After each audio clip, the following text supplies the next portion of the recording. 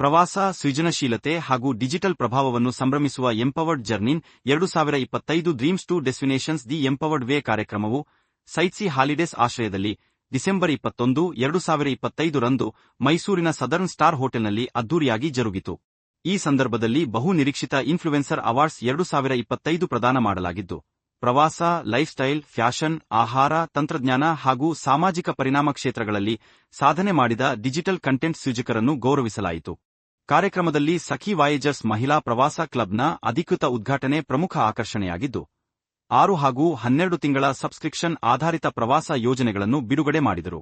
Travel, lifestyle, fashion or style, food, culinary, emerging influencer, ಸಾಮಾಜಿಕ ಪರಿಣಾಮ ಹಾಗೂ tech influencer of the year ಸೇರಿದಂತೆ 7 ವಿಭಾಗಗಳಲ್ಲಿ ಪ್ರಶಸ್ತಿಗಳನ್ನು ಪ್ರದಾನ ಮಾಡಲಾಯಿತು.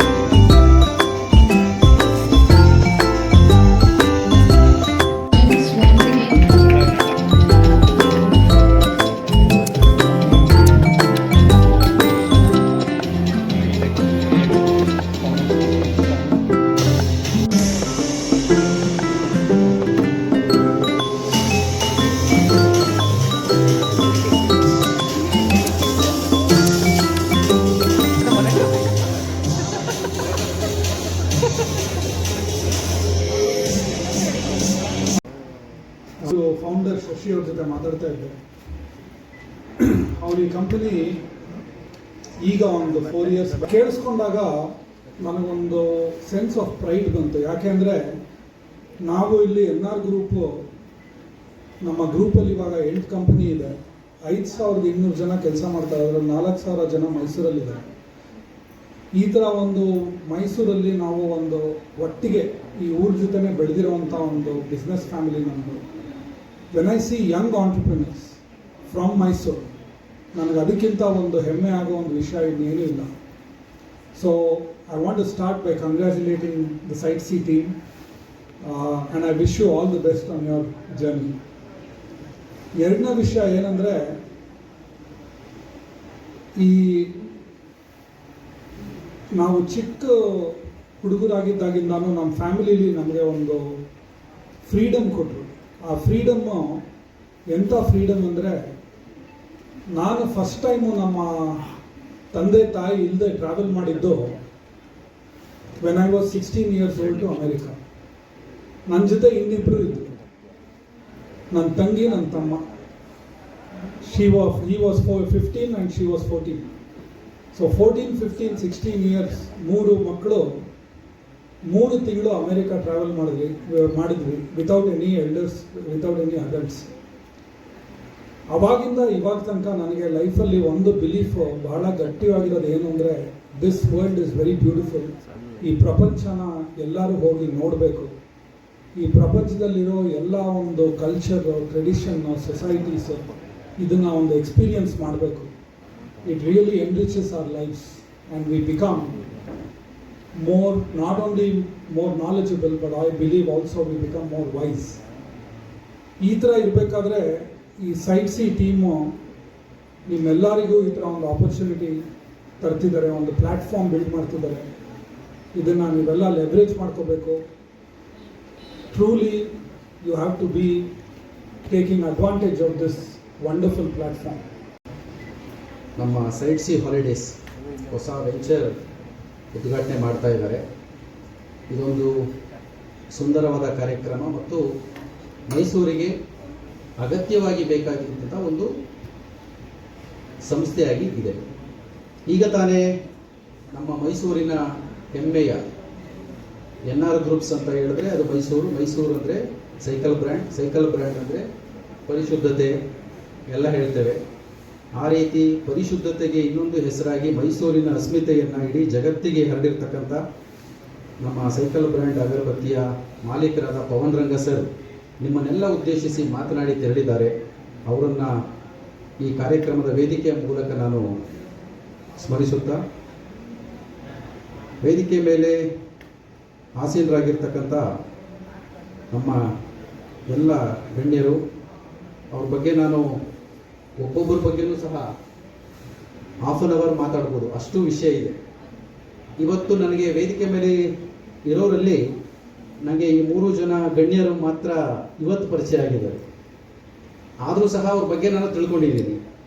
ಇನ್ನು ಕೊನೆಯಲ್ಲಿ ಕೂತಿರೋರು ನನಗೆ ಕಳೆದ ಸುಮಾರು ನಾನು ಮೈಸೂರಿಗೆ ಬಂದಾಗಿಂದನೂ ಪರಿಚಯ, ಶ್ರೀಹರಿ ಸರ್.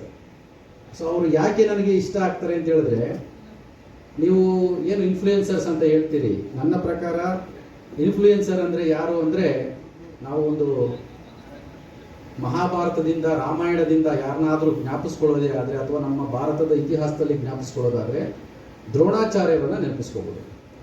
ಯಾಕೆ ಅವ್ರನ್ನ ಗ್ರೇಟ್ ಇನ್ಫ್ಲೂಯೆನ್ಸರ್ ಅಂತೀವಿ ಅಂದರೆ, ಅವರ ಪ್ರತಿಮೆಯನ್ನು ಮಾತ್ರ ಇಟ್ಕೊಂಡು ಅವರು ಅರ್ಜುನನಿಗೆ ಏನೆಲ್ಲ ಕಲಿಸಿದ್ರಲ್ಲ ಅದನ್ನು ಏಕಲವ್ಯ ತಾನು ಕಲಿತಾನೆ. ಇದರ ಅರ್ಥ ಇಷ್ಟೇನೆ. ಈಗ ನಮ್ಮ ಶ್ರೀಹರಿ ಸರ್ ಹೇಗೆ ಅಂದರೆ ನಮಗೆ ದ್ರೋಣಾಚಾರ್ಯನ ಥರ ಕಾಣಿಸ್ತಾರೆ, ಭೀಷ್ಮನ್ ಥರ ಕಾಣಿಸ್ತಾರೆ. ನಮ್ಮಂಥವ್ರಿಗೆಲ್ಲ ಅವರು ಎಷ್ಟು ಗೈಡ್ ಮಾಡ್ತಾರೆ ಅಂತ ಹೇಳಿದ್ರೆ, ಮೈಸೂರು ಸಿಟಿ ಅಂದರೆ ಇದು ನಮ್ಮ ಅಸ್ಮಿತೆ. ಮೈಸೂರಿಗೆ ಅವರು site see holidays, one of the Young entrepreneur, good bye heart, good bye profession, good bye skill, everything. ನನ್ನ ಪ್ರೀತಿಯ ಗೌರವದ ಶಿವರಾಜ್ ಸರ್, ಬಹುಶಃ ಮೈಸೂರು ಕಂಡಂತಹ ಅತ್ಯಂತ ಒಳ್ಳೆಯ ದಕ್ಷ ಅಧಿಕಾರಿಗಳಲ್ಲಿ ಶಿವರಾಜ್ ಅವರು ನನಗೆ ಅಗ್ರಗಣ್ಯರು. ಹಾಗೆ dignitaries on the Dias and friends dignitaries of the Dias. ಒಂದು 2-3 ನಿಮಿಷ ಮಾತಾಡ್ಬೋದಾ? Thank you. ಒಂದು ನನಗೆ ನೆನಪಿದೆ, ಒಂದು 50 ವರ್ಷದ ಹಿಂದೆ ಯಾರಾದರೂ ಗೋಕರ್ಣಕ್ಕೆ ಹೋದರೆ, ಯಾರಿಗಾದ್ರೂ ಗೊತ್ತಿರಬಹುದು ಇವತ್ತಿನ ಗೋಕರ್ಣ ಅವತ್ತಿನ ಗೋಕರ್ಣ, ಯಾರಾದರೂ ಬಸ್ ಇಳಿದ್ರೆ, ಅವಾಗ ಕಾರು ಫೆಸಿಲಿಟೀಸ್ ಬೇರೆ ಏನೂ ಇರಲಿಲ್ಲ, ಬಸ್ಸಿಂದ ಇಳಿದ ತಕ್ಷಣ ಅಲ್ಲಿನ ಒಬ್ಬರು ಯಾರೋ ಬರೋರು, ಒಂದು ಮನೆ, ಒಂದು 10-15 ಮನೆಗಳಲ್ಲಿ ಯಾರೋ ಬಂದು ಅಣ್ಣ ನಮ್ಮ ಮನೆಗೆ ಬನ್ನಿ ಅಂತ ಕರ್ಕೊಂಡು ಹೋಗೋರು. ಹೇಗೆ ಕರ್ಕೊಂಡು ಹೋಗೋರು ಅಂದ್ರೆ, ನಿಮ್ಮ ಮನೆಯವರೇ ಯಾರಾದ್ರೂ ಒಂದು ರಿಲೇಟಿವ್ ಅಲ್ಲಿ ಕಾಯ್ತಾ ಇದ್ದಾರೇನೋ, ಅಲ್ಲೇ ಇದ್ದಾರೇನೋ ಅನ್ನುವ ಹಾಗೆ ಕರ್ಕೊಂಡು ಹೋಗೋರು. ಇದಾಗಿ ನಾನು ಒಂದ್ಸಲ ಹೋಗಿದ್ದೀನಿ, ಆಗ ಒಂದ್ಸಲ, ಮತ್ತೆ ಅದು ಚೇಂಜ್ ಆದ್ಮೇಲೆ ಇನ್ನೊಂದ್ಸಲ ಹೋಗಿದ್ದೀನಿ. 4 ದಿನ ಇದ್ವಿ.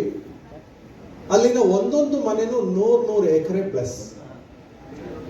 ಅದರಲ್ಲಿ ಒಂದು ಕೋಣೆಯನ್ನ ಕೊಡೋರು, ಗೆಸ್ಟ್ಗಳಿಗೆ ಅಂತಾನೆ ಇಡ್ತಾ ಇದ್ರು. ಅದು ಹೋಟೆಲ್ ಅಲ್ಲ, ಲಾಡ್ಜ್ ಅಲ್ಲ, ಮತ್ತೆ ಸ್ಟೇ ಹೋಮ್ಸ್ ಅಲ್ಲ, ಏನೂ ಅಲ್ಲ. ಅಲ್ಲಿ ಊಟಕ್ಕೆ ವ್ಯವಸ್ಥೆ, ಸ್ನಾನಕ್ಕೆ ವ್ಯವಸ್ಥೆ, ಪೂಜೆಗೆ ವ್ಯವಸ್ಥೆ, ಅಲ್ಲಿ ಈಶ್ವರನ ದೇವಸ್ಥಾನ ಇದೆ, ಮತ್ತೆ ಸೈಟ್ ಸೀಯಿಂಗ್ ವ್ಯವಸ್ಥೆ. ಇಷ್ಟು ಮಾಡಿ 3ನೇ ದಿನ 4ನೇ ದಿನ ಆದ್ಮೇಲೆ ಅಣ್ಣ ನೀವು ಹೊರಟೋಗ್ತಾ ಇದ್ದೀರಾ ಅಂತ ಹೇಳಿ ಬುತ್ತಿಯನ್ನು ಕಟ್ಕೊಡು, ಅಂದ್ರೆ something to take out. Friends, ಬಹುಶಃ ಅಂತಹ ಇನ್ಫ್ಲೂಯೆನ್ಷಿಯಲ್ ಕಲ್ಚರ್ ನನಗೆ ಯಾವಾಗ ಸಿಗುತ್ತೋ ಅವಾಗೆಲ್ಲ ಮೈಸೂರಿಗೆ ಬರ್ತೀನಿ. Every 2 weeks I visit Mysuru. ಯಾಕಂದರೆ ನನಗೆ ಇಲ್ಲಿರೋ ದೇವಸ್ಥಾನಗಳಲ್ಲಿ ಸಿಗುವಂಥ ಒಂದು ಪೀಸ್, ಒಂದು ಬ್ಯೂಟಿಫುಲ್ ಎಕ್ಸ್ಪೀರಿಯನ್ಸ್ ಬೇರೆ ಎಲ್ಲೂ ಸಿಗಲ್ಲ. ಹಾಗಾಗಿ ನನಗೆ ಮೈಸೂರು ಅಂದರೆ ನನ್ನ ಬೆಳವಣಿಗೆಯಲ್ಲಿ, ನಾನು ಹುಟ್ಟಿ ಬೆಳೆದು ಬೆಂಗಳೂರು ಆದರೂ ಕೂಡ ನನಗೆ ಮೈಸೂರು ಬಹಳಷ್ಟು ಆತ್ಮೀಯ. Site seeing, when I learned about this, Shashi ಅವ್ರ ಜೊತೆ ಮಾತಾಡ್ತಿದ್ದಾಗ ಅವರ ಒಂದು ವಿಷನ್ ನನಗೆ ಬಹಳ ಇಷ್ಟ ಆಯಿತು. To put Mysuru on number 1 in terms of the sightseeing and Karnataka. ನಮ್ಮ ಒಂದು ಸಂಸ್ಕೃತಿ, ನಮ್ಮಲ್ಲಿರತಕ್ಕಂಥ ಸೈಟ್ ಸೀಯಿಂಗ್ ಜಾಗಗಳು ಬೇರೆ ಎಲ್ಲೂ ಇಲ್ಲ ಅಂತ ಅನ್ಕೋತೀನಿ. ಇಲ್ಲಿರ್ತಕ್ಕಂಥ ಇನ್ಫ್ಲೂಯೆನ್ಸ್ ಗಣ್ಯರು ಬಹಳಷ್ಟು ಬರಿತಾ ಇದ್ದೀರಾ. ನನ್ನ ವಿನಂತಿ ಏನಂದರೆ, ಮ್ಯಾಪ್ ನಂಬರ್ 1 ಆಗೋ ಥರ ನಿಮ್ಮ ಬರವಣಿಗೆಯಲ್ಲಿರೋ ಶಕ್ತಿನ ತಂದು ಇದ್ರ ಮುಂದೆ ನಿಲ್ಲಿಸಬೇಕು. Site seeing should take that opportunity platform to create lot more insights about Karnataka and Mysore especially. Shashi ಮತ್ತು ಅವರ ತಂಡದವರಿಗೆ ನನ್ನ ಹೃತ್ಪೂರ್ವಕ ಧನ್ಯವಾದಗಳು. ಇಲ್ಲಿ ವೇದಿಕೆ ಇರ್ತಕ್ಕಂಥ ಗಣ್ಯರಿಗೆ ಎನ್ಕರೇಜ್ ಮಾಡ್ತೀನಿ, ಬಟ್ ಪ್ರಾಬ್ಲಿ ತುಂಬ ಮಾಡೋಕ್ಕಾಗಿಲ್ಲ ಈ ಸಲ, because is travelling a lot. And to talk about Mysore, how many of you all know Mysore fashion week? From when you all know Mysore fashion week? ಯಾವಾಗಿಂದ ಗೊತ್ತು? ಫಸ್ಟ್ ನಾನು ಸ್ಟಾರ್ಟ್ ಮಾಡಿದಾಗ, ಮೈಸೂರು ಫ್ಯಾಷನ್ ವೀಕ್ ಅಂತ ಸ್ಟಾರ್ಟ್ ಮಾಡ್ತೀನಿ ಅಂತ ಹೇಳಿದಾಗ, I came across a lot of celebrities. So much for all the dignitaries for joining this event. It was a pleasure meeting you here. Hope you enjoyed the show. So coming back to the Sightsee vision, I started this in 2021. So pandemic gave lot of opportunities for most of the people who were in IT sector. The globe was in pandemic and it was a tremendous opportunities, and was also a lot of challenges were there in every people's life. But yeah, I took this initiative to start this in 21, and we incorporated in 2023. Later, we started this model in a travel agency model, which literally had a stringent process that where normally people curate the itineraries, they distribute it, they circulate it, and that would be very neat experience to anybody to feel any international destination or considering domestic tour as well.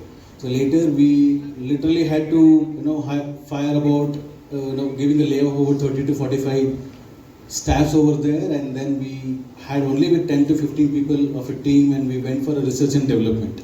And that research and development we took almost for 15 months so far, and we did from every nook and corner across the country what can be curated, how it can be curated, and what is the experience that people can really have it. So that's where we started doing the research and development, where Varshini joined me in the same process. So she is our co-founder, and she had a vision of giving me the thought about the Sakhi Voyagers. So why don't we do something unique? Because normally the travel is for everybody. The travel is like where you cannot do any unique thing in the travel, and there will be no much USP also called it. So, but that's where we created a platform where Varshini had helped me a lot of, and the team is also here with me, who had done with a lot of process on research and development, and this is how we have come with the Sakhi Voyagers product launch today. So a little insight about Sakhi Voyagers. It's as she is a woman, and it's a purely program. It's for like by the woman, for the woman, and to the woman. So that's a philosophy we want to carry forward for Sakhi Voyagers. So any age group between 20 to 50, 50 plus, we are happily to curate the itineraries accordingly, to set up the installment schemes as well. So that's where we are coming up with a subscription plan. So that subscription plan is very simple.